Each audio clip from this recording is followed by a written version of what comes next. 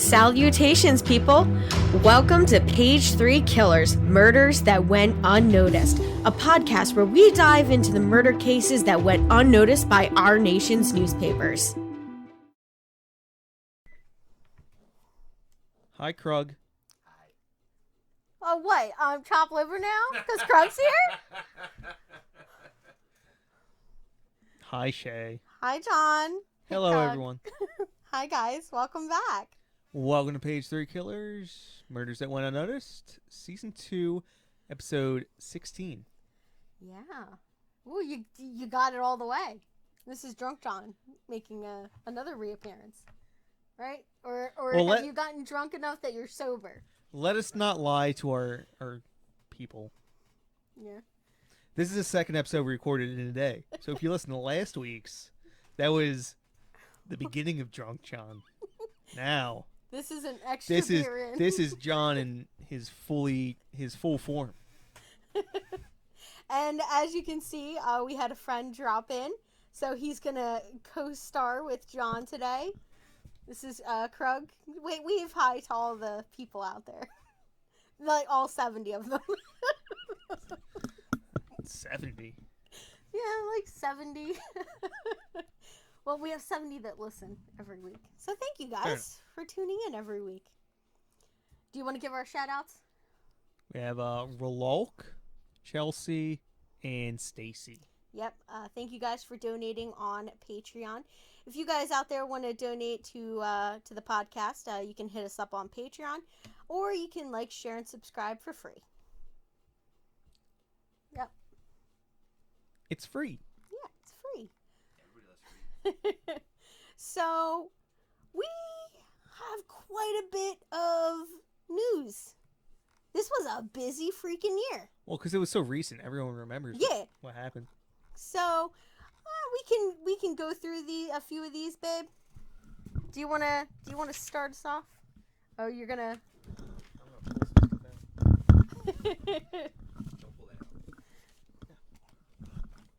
He's trying to make it so that it'll pick you up too. We got President Obama. Oh, I can't read this. I'm done. President Obama announces a federal state of emergency in Flint, Michigan, allowing additional support from the Federal Emergency Management Agency and the Department of Homeland Security in response to the ongoing contamination of tap water in the city. Damn, there you go. He reads better than you do. That is in no way a comment upon your education. You call me Krug. Yep. Do you want me to keep going? No, I'll read the next one. So, also on January 16th, we have the United States lifts several economic sanctions against Iran in accordance with the multi-international agreement made in July of 2014 concerning Iran's nuclear program. Yeah. So, babe, do you want to read the next one? No, but I'll give it a shot. All right. A crippling winter storm hits the central and eastern United States, producing several feet of snow and ice, as well as strong winds, tornadoes, and ultimately killing 55 human beings. Yes, and that was on January 21st. On January 25th, we have a Texas grand jury finds no wrongdoing in the part of Planned Parenthood after a series of undercover videos made by the Center for Medical Progress, an anti-abortion organization, purported to show Planned Parenthood employees selling fetal tissue and organs. The grand jury indicted CMP's founder, David Dalen, and the other videographer. Yeah. It must have been a two-party consent state. It's the only thing I can think of. Well, there has been recently there was that scandal where they had broken into a facility and stolen some fetuses and were like basically making propaganda with them.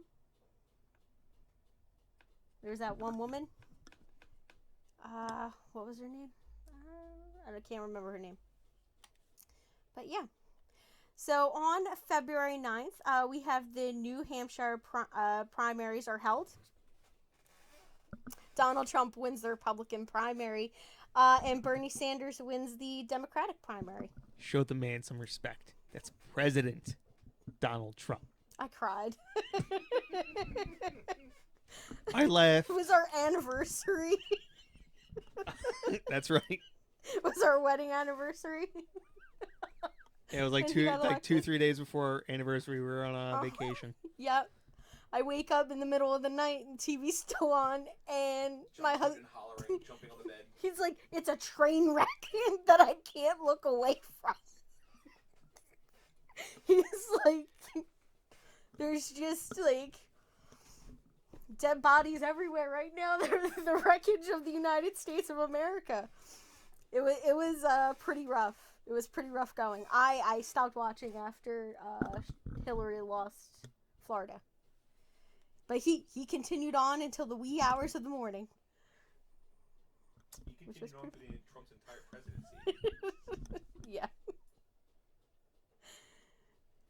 All right. So, babe, do you want to read that one? Supreme Court Justice Antonin Scalia dies at the age of 79. On February 13th. You keep forgetting to read the dates, hon. Now, this one here, I remember more than you do. Because I was absolutely inconvenienced by this, and it's terrible. So on April 3rd, an Amtrak passenger train on the Palmetto route, traveling from New York to Savannah, Georgia, with 341 passengers and several crew members on board, derailed in Chester, Pennsylvania, after striking a backhoe on the track, injuring 35 and killing 2. This shut down the line for like a few weeks for them to clean this whole thing up. So they had to shut down like one entire How'd you get to work? I had to take a different train line in. Yeah. Oh, no, see, now I remember this. Yeah. Because, yeah, you made me drive all the way up to Langhorne. Yeah, Pick you up. exactly. And then we had to do that for how many weeks? It was terrible. Yeah.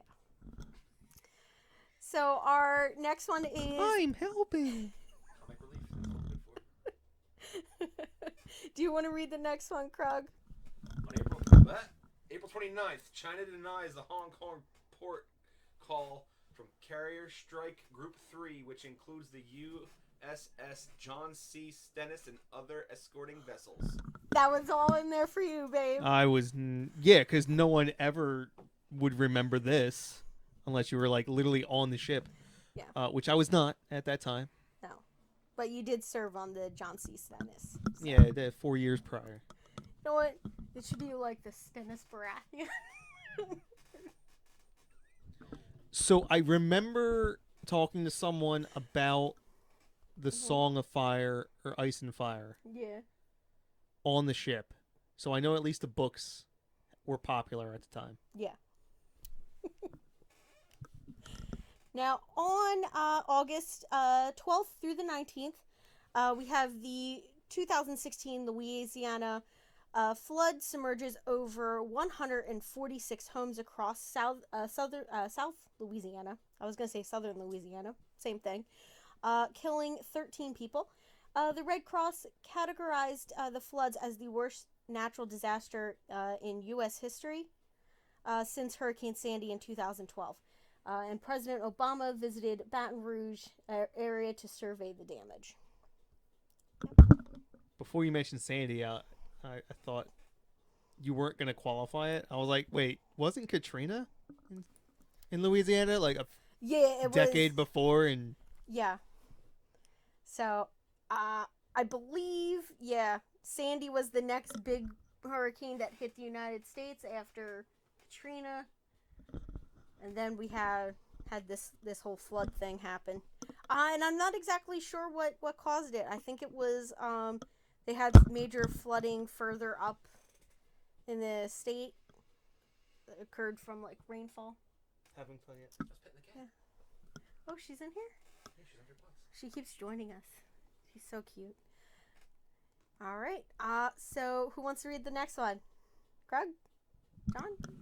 August 16th, the Blue Cut fire occurs in California, displacing more than 82,000 residents, burning over 37,000 acres, 150 kilometers, and threatening at least 35,500 structures. Yep. So it was one of their bigger forest fires. Only you can prevent forest fires. Yeah. All right. So, my favorite section of these news is the CD side. And the first one I feel is more up your alley, babe. Yep. So we have on January 2nd. Oh no, it's through the the 3%ers. Yeah. The 3%ers and several other armed militia organizations take over the headquarters of the United States Fishing and Wildlife Services. Oh my gosh. Malheur? Malheur National Wildlife Refuge in Herney County, Oregon, in a series of incidents stemming from the 2014 Bundy standoff. The Federal Bureau of Investigation ends the occupation with a shootout, killing one militiaman and arresting 5 others, including the leader, Amon Bundy. These people are my hero. It's the Fish and Wildlife Services. You call the FBI in for that? Just build another building. Probably would have been cheaper. I'm laughing at her. We're We're going to move on. I have too much to say on this issue. Just give them the building. It's not worth it. All right. Do you want to reread Oh the God. next one, babe? Milo Jigori? Mason. A fugitive of the FBI's top 10 most wanted list, is arrested in Thornton, Colorado, after being added to the list in December 17th, 2015, for 2 bank robberies and 2 attempted murders. This guy sounds like a ton of fun. That was on January 15th. Yeah. Yes, that was January 15th. Yeah, you keep missing the dates. I just want to say this guy made the 10 most wanted lists for robbing 2 banks and not killing 2 other people. Well, he did. He attempted to. 2 attempted murders. Yeah, okay. Yeah, I see. I'm just saying, if that's all it takes to get into the top 10 for the most wanted list on the FBI, It must have been a slow period. there for needs the to top be 10 list. a little bit of, have some standards, FBI. All right. So on February 27th, we have 3 people stabbed at a Ku Klux Klan rally in Anaheim, California, and several people are arrested. Oh. Don't stab people, but I'm not gonna not gonna get upset about this one. Yeah. So March 28th, the Department of Justice announces that it has unlocked the iPhone of the suspect in the 2015 San Bernardino attack without the help of Apple after a heated public debate over the department's handling of encryption software in counterterrorism efforts. And then that same day, the United States Capitol is placed under a lockdown after a man opened fires near the Capitol Visitors Center. The suspect is shot by police and taken into custody, which seems to be the bigger thing. But that whole Apple thing was huge, because I remember that whole thing going back and forth in the courts. Android superior race. I knew you were gonna. You couldn't help yourself, could you? Apple Skynet. Yeah, I believe you. Now, on April 8th, we have an airman shoots and kills a squadron commander and then himself at Lackland Air Force Base in San Antonio, Texas.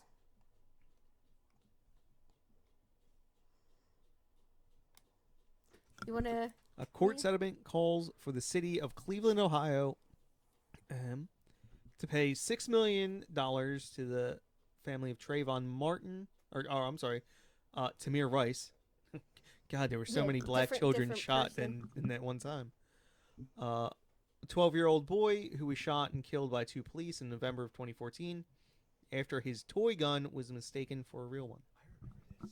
Yeah. That was big news. That one. That one was like really terrible. Shoot a kid over a Nerf gun. Yeah. It wasn't quite a Nerf gun. It was like a pellet gun. Yeah. It's still, I believe it still had the orange piece on it, or like part of the orange piece on the front that would signalize it. Yeah. They would signalize it as a fake weapon. Like part of it was like broken off and they couldn't see it very well. I have no idea exactly what the circumstances behind that were, but I believe that they were trying to say that it was missing or something. So to them it looked like a weapon. But yeah, it was just a toy. That same day, we have the May Day protest in Seattle. Starts a riot, and they start attacking law enforcement, injuring 5 police officers, and 9 people are arrested. Now, the next one is, I believe me and you, we just had a discussion about this guy. We have, on May 30th, former Sanford University student Brock Turner is sentenced to 6 months in prison for raping an unconscious woman behind a dumpster.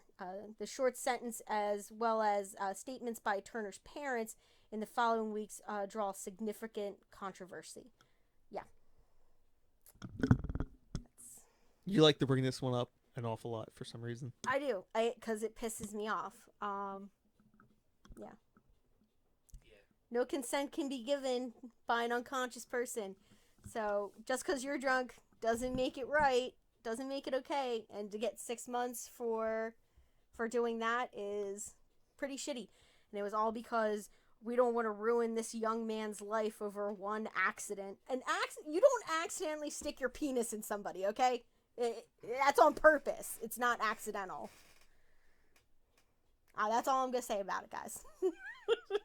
So, who wants to read the next one? June 12th, 29-year-old Omar Mateen opens fire at Pulse, a gay dance club in Orlando, killing 49 people and leaving another 53 wounded. The attack surpasses the 2007 Virginia Tech shooting as the deadliest mass shooting in U.S. history until the 2017 Las Vegas shooting. The shooting is investigated as a domestic terrorist attack. Yeah. I would agree. Hey, John, you want to read the next one? It's Gypsy Rose. There's way too much news this week. You ain't getting out of this easy, bro. All right, Gypsy Rose Blanchard pleads guilty to murder of her mother, Dee Dee Blanchard. These people have great names. Who had abused her for many years, forcing her to use her wheelchair. And pretending forcing her to use a wheelchair and pretend she was ill. She is sentenced to 10 years in prison. I feel like She's 10 years in prison. What? Yeah, 6 months. Yeah, I know. It's so fucked up. Yeah, and if you've ever seen the show about Gypsy Rose, it's pretty bad. Like, so her mother had Munchausen's by proxy. Yep. And then she went and killed her mother. Tortured her child. Her daughter didn't even know how old she really was. She was actually like in her 20s, and her mom had her so brainwashed that she thought she was like 15, and she was like 22 years old, still in high school. Like, and her mom like shaved her head and everything, told her she had cancer, that she was dying. Her mother like got all of this money, like Make-A-Wish Foundation style stuff, And then her daughter killed her, murdered her. Yeah. That's crazy. After finding her birth certificate. Wow. And she found out how old she really was. And that she really wasn't sick. So. Interesting. Yeah. So we only have a couple of more. We need to not comment. So the next couple sort of actually go together. So during a Black Lives Matter protest on July 7th in Dallas, Texas, a sniper later identified as Micah Xavier Johnson opened fires, killing 5 Dallas police officers and injuring 11 people in the deadliest incident for U.S. law enforcement since September 11th, 2001. Johnson is later found to have targeted white people, specifically white police officers, and to have been interested in several black nationalist groups. He is killed by a C4 bomb delivered by robot. Wait, hold up. Really? Remote control C4? Yeah, okay, yeah. So that's true. Have you never seen Johnny 5? Yeah. Number Johnny 5. Number C4. Oh. Yeah, which is the first use of lethal force by a robot for an American police department. That is a sentence I never thought I would read. And I just read it. I wonder if there's like a separate statue for that exact situation. Oh my god. Or if it's just like in general. Like a statue for the robot? Yeah, like murder by robot is like its own special like Yeah. Who do you charge the crime? crime. The Yeah, robot, the Or manufacturer, I'm the assuming controller? that you the controller would be responsible for that. But they could just kick the buck to the person that told them And just to do following it. orders. Yeah. Just following orders, that blind rule. Now on July 17th, 3 police officers are shot dead and 3 others are injured in Baton Rouge, Louisiana. The shooter is then killed killed, and an investigation is underway. Do you want to read the next one? August 10th? No. Okay, August 10th, police in Dallas, Texas killed Tony Tampa, who suffers from schizophrenia and depression. After he asks for help, the police laugh as he asks for help 30 times while they pin his shoulders, knees, and neck to the ground. Yeah. All right. And then we have the September 18th, following the explosions at Seaside Park, New Jersey, and Manhattan, New York. On the previous day, another explosive device was discovered in a transit station in Elizabeth. The device was accidentally detonated in the early hours of September 19th while operated by a bomb squad robot. Yeah. So many robots. Yeah. It was a year for tech, I guess. And on September 21st, a state of emergency is declared in Charlotte, North Carolina, after protests over the police killing of 3 black men in a single week. I remember that. I was going to say this is the moment That when was- Skynet took over. I was gonna say the same thing. I thought it. I said it. Yeah. Maybe the controller card in that robot was Apple.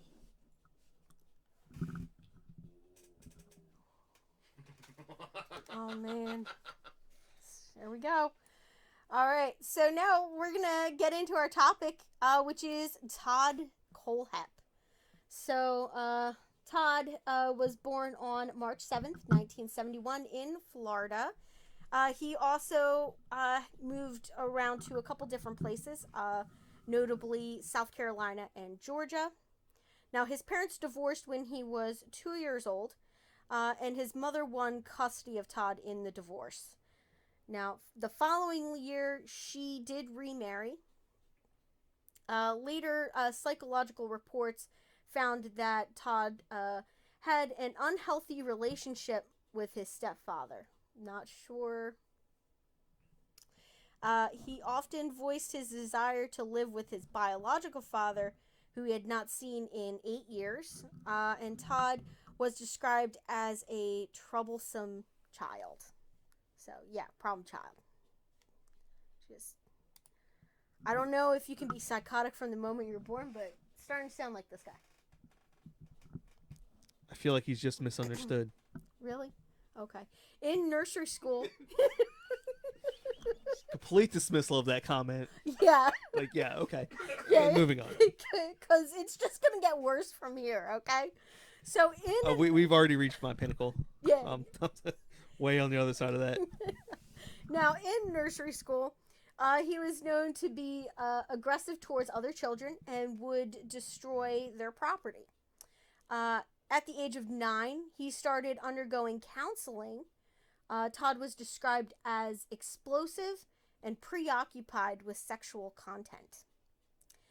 He also displayed cruelty towards animals, which, that's part of the homicidal triad. Does he wet his bed yet? No, but he did shoot a dog with a BB gun and killed his goldfish with Clorox bleach. Just sounds like a science experiment to me. Yeah. I was like, that's that. What kid hasn't? Me. I haven't. You never poured vinegar in your No! fish's tank? That would be cruel and unusual behavior. Like, what is with boys? Jeez. We No. like to see how things tick. Well, that's kind of creepy. Now, in modern psychology, cruelty towards animals is thought to be, by many academics, to be a common trait for young psychopathic individuals. And as I said, it's part of the homicidal triad, which is, I believe, cruelty towards animal, bedwetting, and what's the third one? I don't know. I'm not a homicidal maniac. Yeah. Well, I'm sure I'll remember it as we go.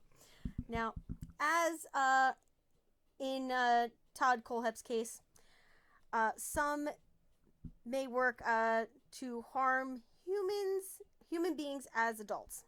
Now, Go from harming animals to Yeah. harming humans. yeah, because it's no longer fun to kill animals, I guess. I don't know. Humans react differently. Yeah, true. So, Todd Kohlhepp's father later said that the only emotion his son was capable of was anger. Now, Todd spent 3.5 months in Georgia's psychiatric hospital as an inpatient because of his inability to get along with other children. Now, eventually, in 1983, Todd was sent to live with his biological father in Arizona after his mother and stepfather separated. Now, he took his father's surname and began working a number of local jobs. Now, he also inherited his father's hobby of collecting weapons and taught him how to blow things up and to make bombs. So, father-son bonding, I guess. Yeah, I have the collecting weapons down. I just never got taught to make bombs. I guess that's good. Yeah, it's better than Todd. I guess I won't describe it to you then. What? How to make bombs? He was in the military. Oh, Well, they don't teach you how to make bombs. I was trying to give him some credit. Come on. alright. But bombs. All I'm saying is bombs are not hard to make. Yeah. I'm not going to say it on the screen because some little kid might watch and go, ooh. Yeah, we don't want to give anybody any ideas.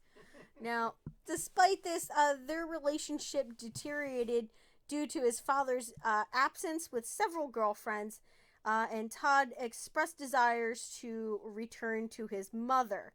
Unfortunately, his mom was like, nah, you're not coming back here. So she made up like dozens of excuses as to why he had to stay with his dad. Like, oh, we're moving and we don't have an extra bedroom, or no, there's no couch anymore. So many CSI episodes I've watched. Yeah. So, yeah. Now, his first real criminal act happens in November of 1987. Or, yeah. No. 86. No, so he gets arrested in 87. Okay. Pleads guilty. Now, on November 25th of 1968, Todd, 15 years old at Close. this time, kidnaps a 14-year-old girl in Tempe, Arizona. Now, he threatens her with a .22 caliber revolver, brought her back to his home, tied her up, taped her mouth shut, and raped her. Now, afterwards, he walked her home and threatened to kill her younger siblings if she told anyone about what had happened. So, Todd is charged with kidnapping, sexual assault, and committing a dangerous crime against children. But he's a child, so like. But at 15? Yeah. And in 87, he pleaded guilty to kidnapping charge, and the other charges were dropped. Yeah. Dropped. Yeah, I guess because he was a child, they're like, he's an adolescent as well. So I guess we can't really count the one. But yeah. Okay. Yeah. Now, he was sentenced to 15 years in prison and was registered as a sex offender at 15. Like, that's crazy. Now, according to court records, Todd was diagnosed with borderline personality disorder and had an IQ of 118, which is considered above average. So, Now, the judge in the case said Todd was very bright and should be advanced academically, but was behavioral and emotionally dangerous, and likely could not be rehabilitated. So Todd's probation officer wrote a similar description in court papers and added that he felt the world owed him something. And that's in quotations, guys. So he felt the world owed him something. Now, Todd Kohlhepp's attorney in that case later went on to say that while defending him, he did not believe his client would go on to harm others in the future. During his I feel like he has to say that. Oh yeah. Like, definitely. what else is he gonna say? Like, well, I guess everybody deserves a good defense. So a defense attorney has to say that. Like, he just walks in the court and goes, nah. He just leaves. Yeah, just walks out. Shakes his head. Like, nah, this guy's guilty. Like that one guy we talked about, the Sacramento vampire. Do you think his attorney just like walked in there, was like, nope, turned around, walked out, and they're like, no, you have to do it because no other lawyer in the state will take this case. And he's just like, So what happens sure. if you can't get a lawyer? The state will provide one for you, free of charge. That's what I mean. Like, what if you can't get a lawyer? What if they refuse? Every lawyer refuses? Well, they can't. Though the ones for the state can't. Yeah. Well, hold on. But what if? What if? And I think I know where Krug's going with this. Like, if you can't represent yourself, obviously, and there's no one to represent you, can they really try you now? Huh. Yeah. I mean, depending on the case. Oh, I thought you were going somewhere different with that. Where did you think it was going? What were we talking about? If you have no lawyer, if no lawyer will represent you, period. So I thought you were saying, like, if a lawyer was like, nah, I'm not representing him, like, then you have to get another lawyer. But if every lawyer says nah, then what? But you have to get another lawyer to try that first lawyer for not doing his job. So then what if in succession each progressive lawyer refuses to do it until there are no more lawyers left? Yeah, that's where I was going with it. I mean, then they would just be like, okay, where's the next military lawyer? Yeah, but they have no jurisdiction. They'll pull somebody in and just be like, hey, are you certified? Did you pass the bar? Yeah, but that's yes. where this whole, like, hypothesis comes from, is like, What if no one will take this case and defend this person? Then you're just going to spend the rest of your life in jail until they find somebody that's willing to take your Wait, case. but hold on, but that's a Fourth Amendment violation. Correct. But what if there's no one there to represent you? Boom. So you're just stuck in this perpetual wormhole of despair. Yeah. Nobody's going to take your case. You're done. You become Jeffrey Epstein. Yes.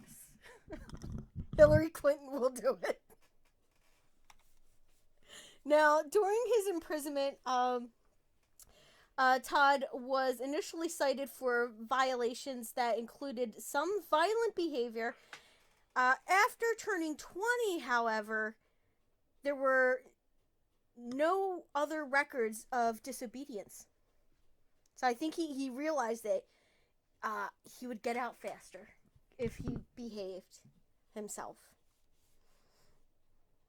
Yeah, because that's how sociopaths are. Yeah, because he realized being vocal about it. The only way to stop Wasn't- being him from violent was to make it in his self-interest to not be violent. Yeah. So in August of 2001, Todd was released from prison after serving 14 years and moved to South Carolina, where his mother was living. Now, during his imprisonment, he attended and graduated from Central Arizona College with a bachelor's degree in computer sciences.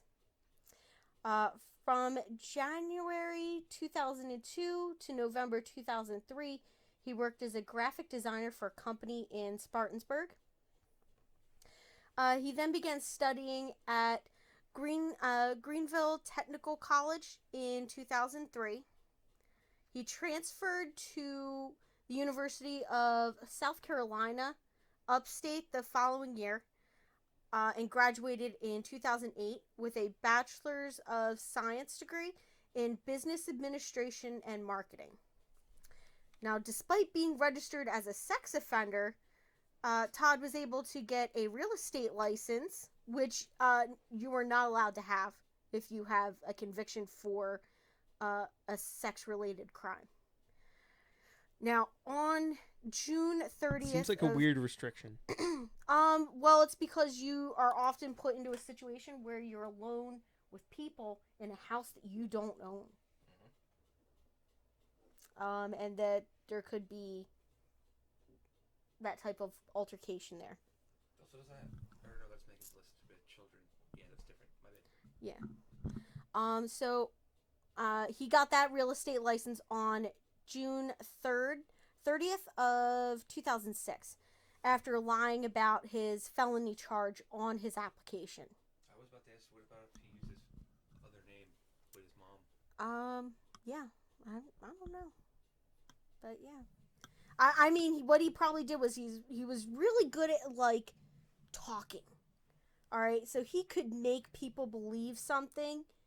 So he probably was like, oh yeah, I got this criminal charge on my record, but it was nothing really serious. It was, I was this age, she was that age, we, it was consensual, but then it got blown out of the water, out of proportion because, her dad, something like that, and just like talked his way out of it. Because I've read and listened to a bunch of stuff, and they said that he was like really personable, oddly. Very personable. Now, after he, gets this real estate license, he basically builds this firm, makes a lot of money doing it, and has a dozen agents in his employment at this real estate agency. He had been recognized as the top-selling agent in the Carolina region. Now, the firm was closed down following his arrest for the crimes that we will talk about shortly. Now, Todd was also acquired a private pilot license and several properties out of state. Now, in May of 2014, he purchased nearly 100 acres of land located in an area 9 miles from the community of Moore for around $305,000 ish. There's some change on there. He then put up a fence around the property, which costed $80,000. So, almost $500,000. Guy made a lot of money. Yeah. Now, a customer who sold her home to Todd remembered him as being extremely outgoing and professional, but noted that he would often talk about his firearms and sometimes subtly use sexual innuendos within their conversation. On the other hand, a woman who assisted one of Todd Kohlhepp's employees described him as an angry and condescending towards her partner. Now, a banker who worked with Todd said he often watched pornographic videos even at work. Todd frequented a Waffle House restaurant in Roebuck where his behavior disturbed the waitresses to the point that the male cooks had to start taking his orders when he came in. Imagine how hard it is to be a regular at a Waffle House.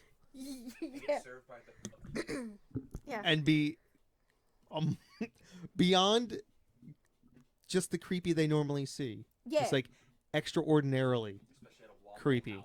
Yeah, exactly. It's a Waffle House. Such that the waitresses do not even want to interact with you. Yeah, I mean, homeless people go in there that, probably... Like people who are Nutter Butters. Yeah, they're actually crazy, and the waitresses are still willing to take their orders, but not yours. And the fact that he's a regular there. Yeah.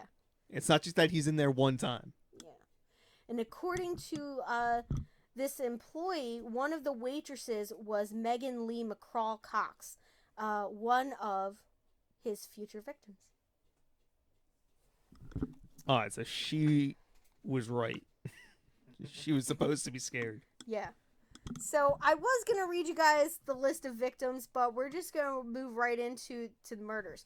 So this one, the first one, we're going to go in chronological order from what Todd says, okay?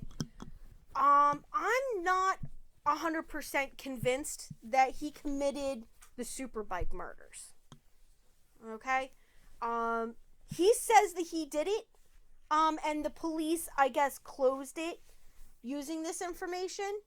So to the police, he's the only best suspect for the Superbike murders.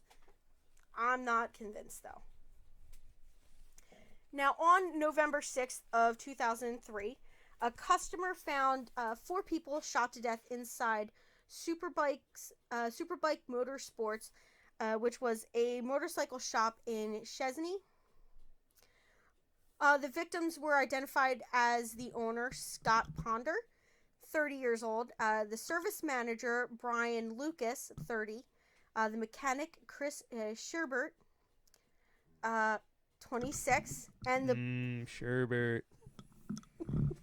I was just waiting for it. I was gonna say I heard it. Nice. Now, the bookkeeper, and as well as the bookkeeper, Beverly Guy, who was 52 years old. And she was also Scott Ponder's mother. Now, all 4 died from multiple gunshot wounds.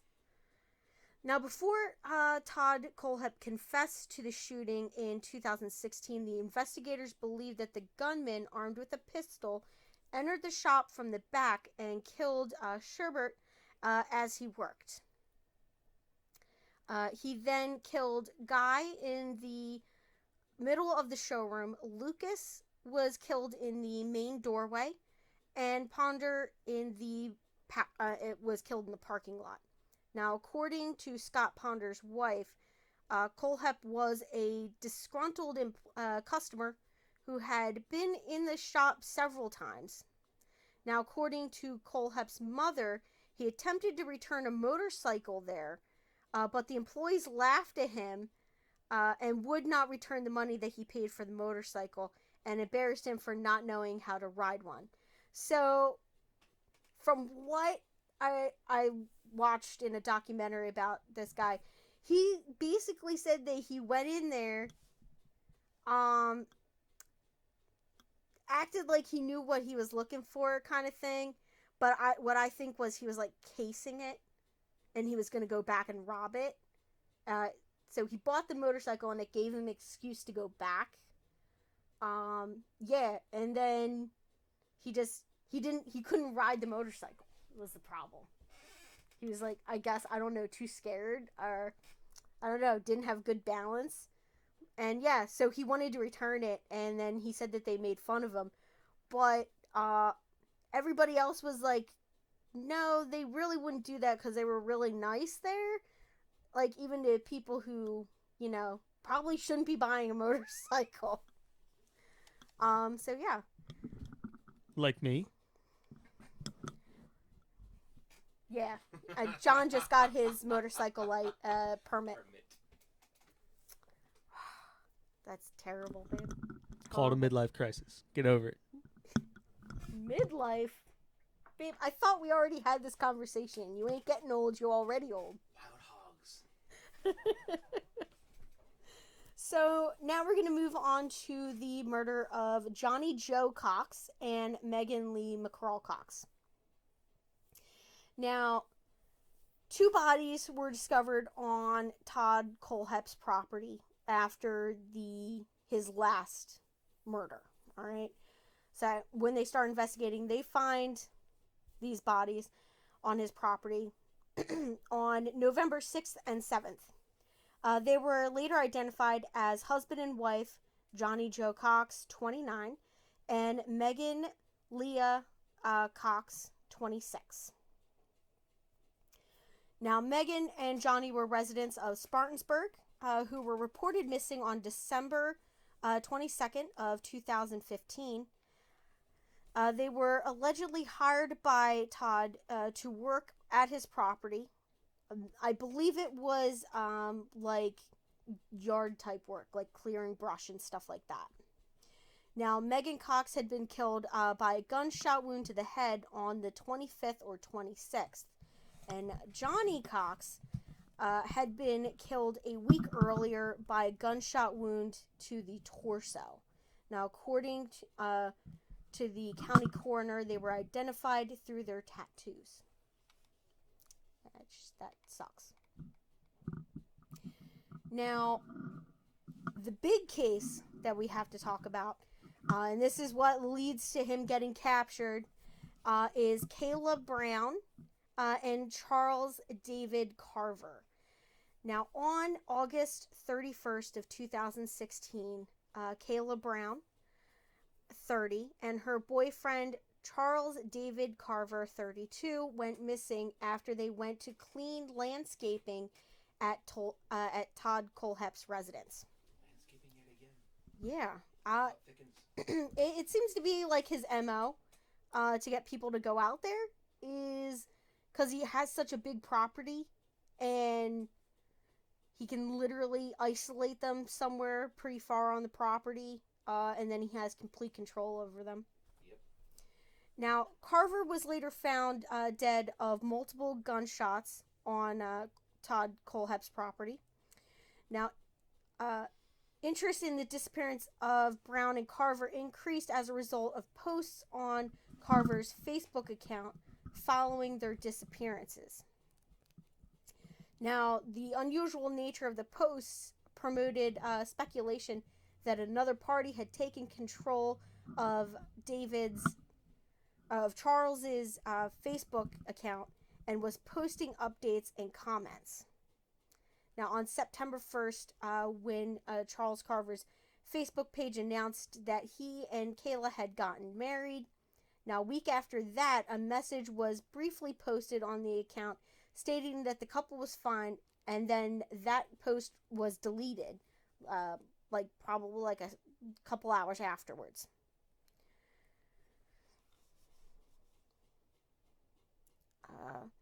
And so the number of posts struck his family and friends as odd because he was not a big Facebook poster.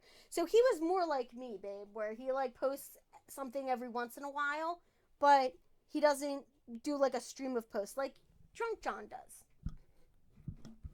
when he's having an existential crisis. I deny all charges. Yeah, if you. Just plead the fifth, it's fine. Yeah. I'm always having an existential crisis. It's the problem. Yeah. So suddenly after that, Charlie's post starts exploding. And it looked like he had been hacked. So there was just a flood of like spam posting on his page. But a closer inspection revealed that many of the posts were related to the missing couple. Now, some of the posts were the news stories about the missing couple, which appeared in rapid fire succession, along with other stories about missing people. Now, strange, violent images and memes began being posted on the Facebook page. Some of them read, "If I weren't crazy, I'd be insane."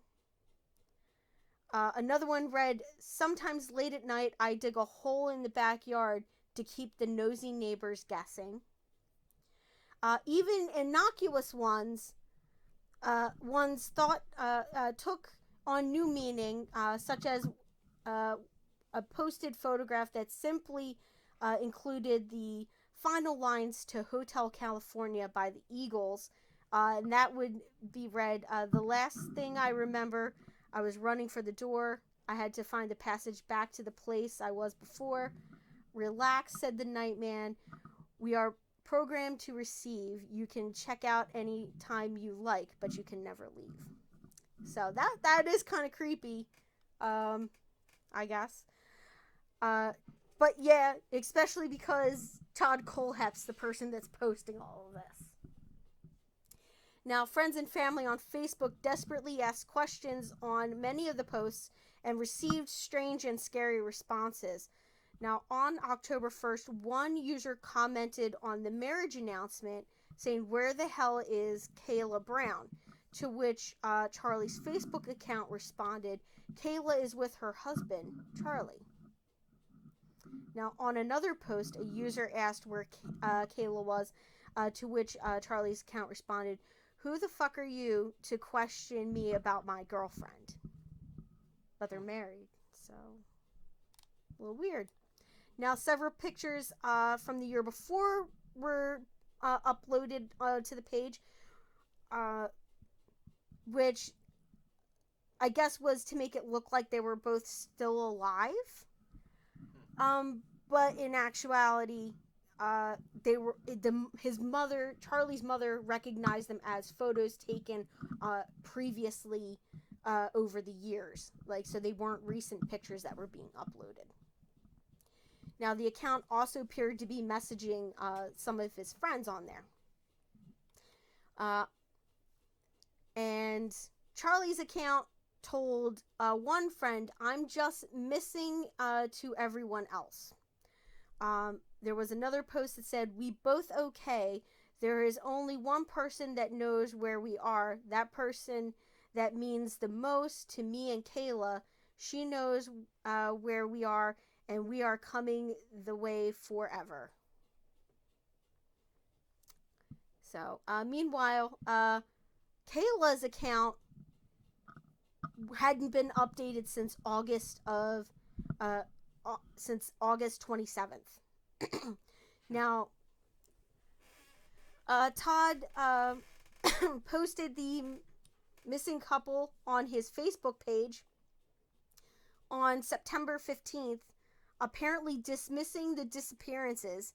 And this is what Todd wrote: "Reading the news, this person missing, this person, that person missing, another person missing. Oh wait, that person just went to a beach with friends. Another person found with her parole violating boyfriend. Now, in the event that I become missing, please note, no one will take me. Most likely, if I am missing, it's because my dumbass did something on the tractor again, and I'm too stubborn to go to the doctor. I got 9 lives. I ain't done yet." Yeah. So. Yeah, he's psycho.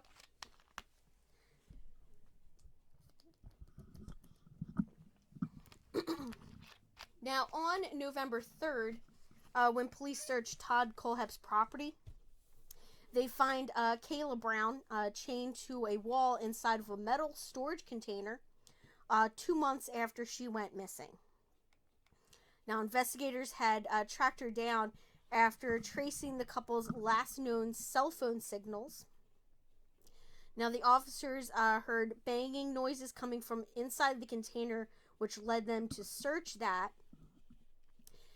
Now, the search of Todd Kohlhepp's property recovered Charlie Carver's vehicle, which was found in a ravine covered in brush. And according to Kayla, she witnessed Charlie being shot by Todd. Now, Todd's mother claimed that Charlie was killed for having a real smart mouth. After Kohlhepp, which Kohlhepp did not like. Now, he also said he had kept Kayla captive because she did not do anything wrong and that he did not want to hurt her. Now, however, Kayla Brown stated to police that after her rescue, that Todd killed Carver because Kohlhepp was mad at her. Now, during her captivity, Kayla Brown said that she had been raped repeatedly daily. Now, Todd intimidated her into not escaping after having been shown the grave of Todd Kohlhepp's other victims.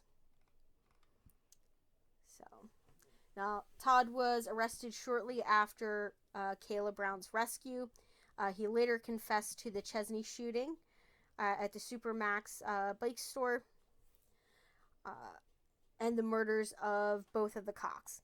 Now, in exchange for he confessed to all of this in exchange for a couple of things. He wanted to talk to his mother, give her a photograph, and then he wanted to transfer money that he had into a college fund for a friend's child. Now, while meeting with his mother, he reportedly confessed to the killings and the kidnapping. Now, after he confessed to the Chesney shootings, Todd said he shot each of the victims once in the forehead and detailed a detail in the investigation that was never released to the public. Now, in a search of Kohlhepp's property, also uncovered numerous weapons, including a 9mm pistol outfitted with suppressors, semi-automatic rifles, and an undetermined amount of ammunition. I can guess. Cops just showed up. We're like, it's a lot. There's just no point in counting the boxes. It's a fuck ton. Like, hey, rookie, go count that. A metric. Tell us how many bullets are in there. Metric fuck ton. Yeah. So just a lot. Now, because there was no record of a background check under Todd's name for purchase of a firearm, the investigators believe that he likely acquired the weapons illegally. Well, yeah, duh. Not gonna put your name down if you're a convicted felon. Come on.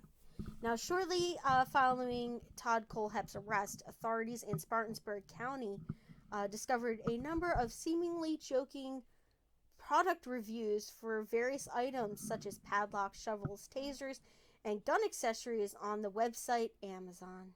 This is where story gets good. This is where you guys are going to like it. So, the reviews were written by a user simply known as Me, which I guess was the name that he used when he posted. Must have been a very early adopter. Yeah. So, one review for a padlock stated, "Solid locks. Have 5 on a shipping container.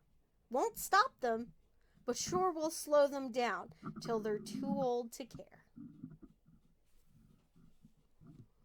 Another one that for locks was, "Now my locks have locks. Place is Hotel California now." And that was a review that he wrote in 2015. Now, another one he did was for a shovel, and it read, "Keep in the car for when you have to hide the bodies, and you left the full-size shovel at home. Didn't come with a midget, which would have been nice." Why did we laugh at that? No, that's so wrong. It is. I think it's weird that we think that that little last line is the worst thing when like everything else just references him just killing someone. I know, and it's terrible. Like, this guy, he's just a total dirtbag. And, God. Ugh. The amount of cursing you've done today, and you refer to him as a dirtbag? Fucking dirtbag. There we go. There we go. The reviewers' wish list page was listed as the reviewers' wish list page was listed as Todd Kohlhepp. Following his arrest, Todd claimed to his mother that there were many other victims. When his mother asked how many, his response was, "You do not have enough fingers." Now, during the investigation, he claimed to have shot a victim in Arizona. So on November 18th of 2016, it was reported that the Tempe Police Department had begun an investigation into Todd's claim, searching throughout the unsolved homicides in the past 3 decades. Now, they said that they would focus on cases dating from 1983 to 86, which was when Todd was living with his father, and the time period between August of 2001 and November of 2001, when Todd completed... Oh, God bless you. When Todd completed his sentence for kidnapping and was released from prison before he moved back to South Carolina. Now, on November 25th of 2016, police in Greer, South Carolina announced that they had named Todd as a person of interest in an unsolved 2003 bank robbery and triple homicide at the local Blue Ridge Savings Bank. Now, the crime was separate from the Chesney shooting by just 6 months. Now, however, as of May 16th of 2018, no definitive links between Todd and the killings has been established, and Todd has denied involvement in that case. Now, on December 2017, Todd wrote to the Spartansburg Herald Journal claiming that he had more victims that had not been discovered. Now we're going to talk about the legal proceedings and the guilty pleas, and then I think we're almost done. So bear with me, guys, I know. So Todd was charged with 4 counts of murder in relation to the Chesney shooting, and 1 count of kidnapping in relation to Brown's abduction. He was later charged with 3 additional counts of murder for the murder of Carver and both of the Coxes, along with 1 additional count of kidnapping and 3 counts of possession of a weapon during the commission of a violent crime. Now, Todd Kohlhepp's next court appearance was scheduled for January 19th of 2017, where his attorney waived his rights to an appearance. Now, according to reports by WLTX, relatives of the Chesney shooting victims filed a wrongful death suit against him. And on December 1st, it was announced that Kayla Brown also filed a lawsuit against him. Now, on May 26th of 2017, Todd Kohlhepp pled guilty to 7 counts of murder, 2 counts of kidnapping, and 1 count of criminal sexual assault. Now, he was sentenced to serve 7 consecutive life sentences without the possibility of parole in a plea bargain that spared him from capital death penalty, basically. Yeah, Do we know which state? I think it is the South Carolina, because that's where he was arrested. Yeah. So, yeah. I mean, if it was Texas, they wouldn't even give him a plea bargain. The plea bargain would be the death penalty. Now, although his defense swore at his sentencing that there were no other victims to be found, Todd Kohlhepp has since repeatedly admitted that there are at least 2 other murders that they haven't found yet. Now, as of August of 2018, he has yet to give authorities any details as to who those people were or where they are. And Todd is currently imprisoned at the Broad River Correctional Institution. I was going to say, look up where the Broad River is. I'm on it. Yeah. Now, in August of 2020, some of Todd Kohlhepp's belongings went to auction, and the proceeds were donated to the victims' families. Columbia, South Carolina. I bet you it's in South Carolina. It's in North Carolina. Oh my goodness. And then another notable thing, rap artist Eminem, who made an apparent reference to Kayla Brown in his 2018 album. Song was titled "The Ringer." In the album Kamikaze, included the line, "I'm off the chain like Kayla Brown." Yeah. It looks like you and Eminem got something in common. How so? You're interested in this case? Yeah. Yeah. True. It's probably. I'm like, what? I have nowhere to run. Yeah. Yeah, no, and when they asked her about how she felt about him using her name in the song, she's like, I've moved on. Like, kind of thing. Like, no, I'm not gonna talk about it. And I think he said that putting it in there it wasn't like a bad thing. It wasn't like a jab at her or anything. It was that she survived this and moved on. And that's what the song was about. So, yeah. And that is everything on Todd Kohlhepp, his past, his sleazy self. Yeah. And the murders. And at least we have one survivor of Todd Kohlhepp. Wish we had more. I'm going to start writing really creepy reviews on Amazon now. Oh my god. Like You think we got a lot of cops on the street now? You just wait. All those completely blacked out He's not kidding. cop cars. The arbor that we just ordered. The completely unmarked cop cars that sit at the end of our street and don't move for hours at a time. Yeah. Oh my gosh. I haven't seen those for a while.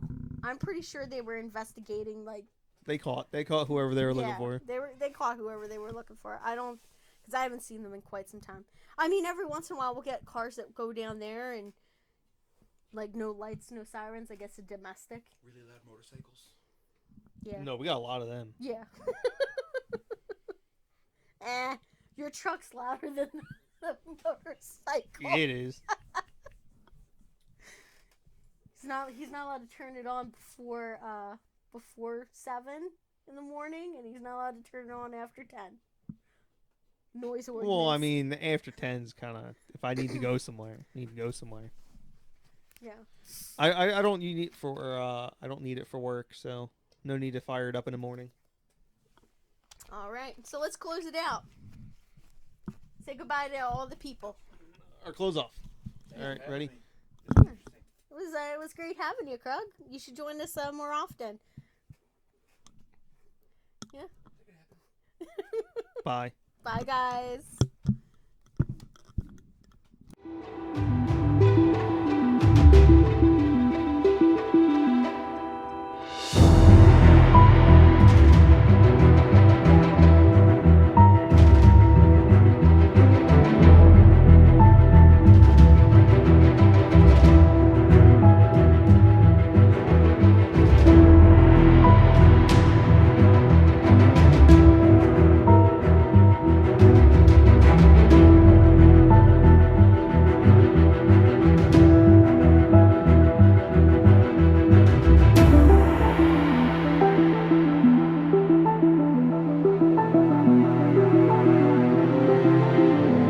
Bye.